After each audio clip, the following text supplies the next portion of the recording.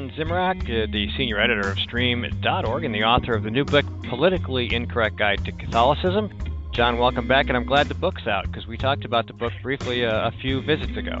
Yeah, thanks. I'm excited about it. I'm really looking forward to people learning a little bit more about how the Democratic Party and some of our bishops and sometimes our Pope have hijacked elements of Catholic teaching to try to promote big government, open borders, broken budgets, and a wide variety of things that really are not in any way called for by the Bible or the traditions of the Church or Christian ethics.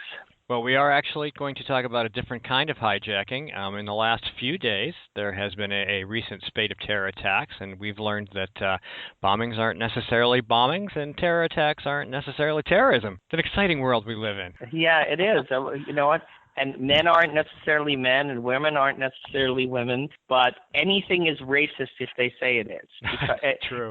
It really is like, if you've ever read Alice in Wonderland, they have the character Humpty Dumpty, who says each word means precisely what I mean it to at any given moment, because the key is who's in charge. And if I'm in charge, I get to define what words mean, and that's power. And, of course, we see that more vividly in Orwell's 1984, where the redefinition of language is a tool of state control.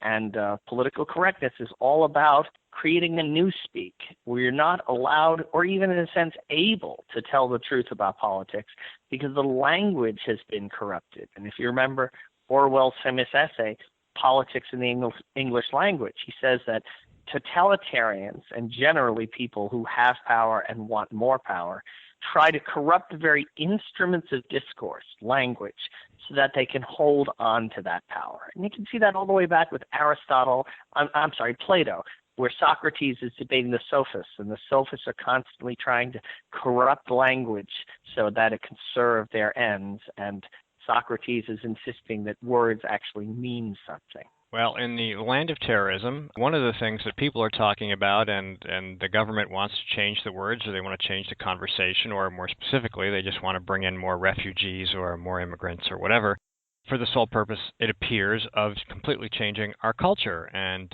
two of the towns where there is a lot of refugee resettlement going on happen to be St. Cloud, Minnesota, and Elizabethtown, New Jersey, where we had two terrorist attacks this weekend. Well, surprise, surprise.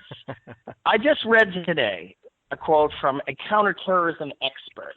His name is Lieutenant Colonel Tony Schaefer. He has estimated that up to 15% of Muslim immigrants who are labeled refugees from the country of Syria have links to ISIS. 15% of these so-called refugees are actually connected to ISIS's terrorism. First of all, let's be precise about our language. These are not refugees. The moment these people left Syria and made it to what international law calls the first safe country, be it Turkey or Jordan, they stopped being refugees. They are safe now in a Muslim country where they belong and where they should stay. Do you know how many refugees Saudi Arabia has taken? Zero. It is actually zero. Do you know what, though? They're spending tens of millions of dollars doing? Building mosques in Germany, building Islamic schools in France. They are using the war in Syria as a means to colonize Europe and America the same way we colonize the Indians. So if we want to end up like the Cherokees and the Apaches, we can keep on doing what we're doing. We can elect Hillary Clinton, and maybe someday the Muslims will let us have casinos and bars on our little Christian reservations in the Black Hills of South Dakota. I was kind of hoping we could get to Texas. Maybe we could save Texas. That's pretty big. There's a lot of room there. I have a feeling Texas will be, and I'm living there now. Yeah. I moved from New Hampshire to New York and then back to Texas because I can't take these state and local income taxes. So I'm living in a free state, in a free state, Texas. And yeah, I think Texas will eventually develop its own nuclear deterrent and go independent rather than be part of the Islamic State that Hillary Clinton and the Muslim Brotherhood and Huma Abadan are trying to build. All right, so the Obama administration has announced that it plans to bring in another 110,000 refugees beginning on October 1st, And Kurt Lewis, the director of the Sacramento Field Office for World Relief, said probably 20,000 to 30,000 of those refugees are going to be from Syria. And you know how many of them will be Christian? Less than 1%. Oh, there will be some Christians? Where, I think they don't have perfect filters, so they can't keep them all out. Sneak in. But there are virtually no safe places for Arab Christians. Lebanon is not even a safe place for them anymore. Syria used to be a safe place for them before we started helping these so-called moderate Muslim rebels. There is no safe place for Arab Christians, but we're not taking them. There are tons of safe places for Sunni Muslims, and we're taking them.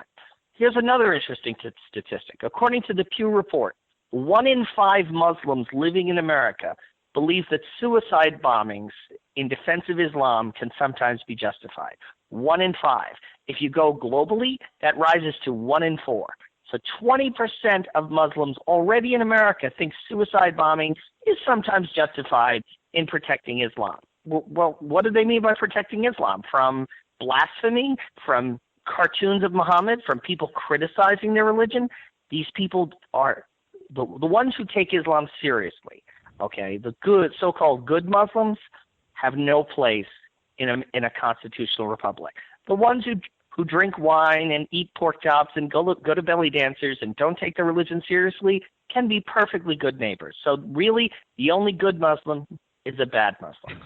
So I was poking around looking for anything that you'd written on immigration, and I found an August 25th article on Donald Trump, actually, in which you state, importing more clients for nanny-state socialist programs, many of them with desperate needs that only the federal government can possibly hope to solve, and shipping in trainloads of future Democrat voters who will be herded by the leaders of their communities to back the party of lavish welfare, transgender tyranny, and Planned Parenthood. Now, I bring up those remarks that you made because last Friday, the 603 Alliance, of which I am a member, premiered Trevor Loudon's The Enemies Within movie, which is an awesome movie. The DVD becomes available this Thursday. You should watch it because there's a huge section on the Islamic invasion.